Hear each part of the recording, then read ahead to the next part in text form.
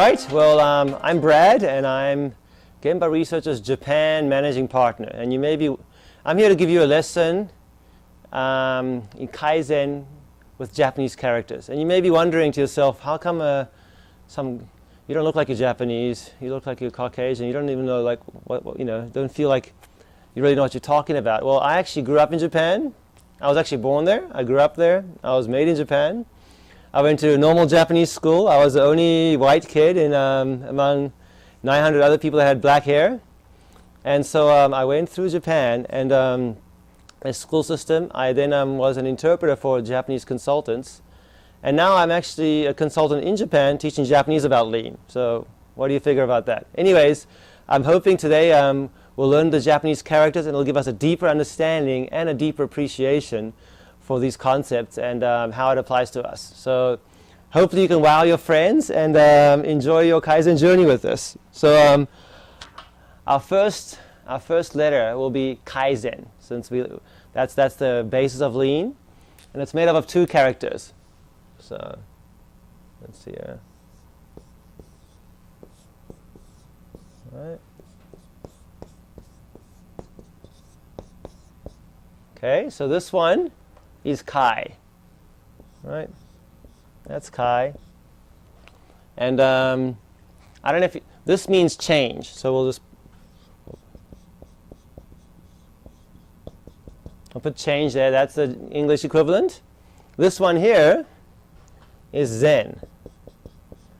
And some of you guys may be wondering, oh, I don't like to get into the whole Buddhist stuff. Don't worry, it's the same word, doesn't mean that. It's just means good. So you often hear of change for the better. That's where people get this from, is Kaizen. So that's just the start. Now it gets really exciting. So I want you to notice, do you see like two different sides to this character? So the way these things are structured is it's normally like two or three things. Each one has a meaning. So here's where it divides up. Okay, this one here, this means myself or yourself.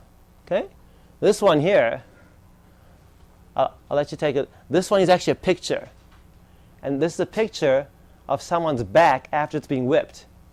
That makes no sense, right? But this means whip.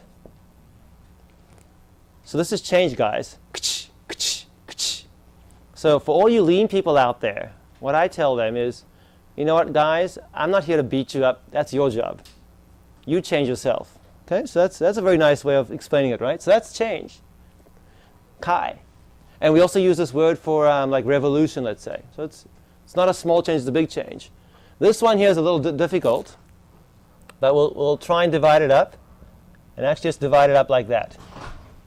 That's where it's divided.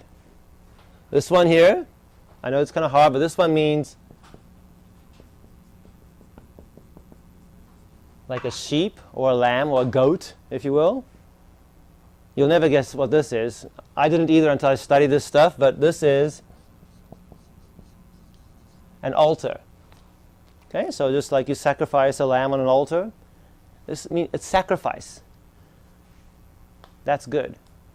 Okay, so anyways, that's how it started. The sacrifice is good for God, good for the people that are doing it. So if you look at Kaizen, this is kind of interesting, isn't it? So whip yourself, and it's a sacrifice. So the way I explain it is, this is what you do. It's not my job to convince you, that's your job. And every one of you guys will be called to make a sacrifice.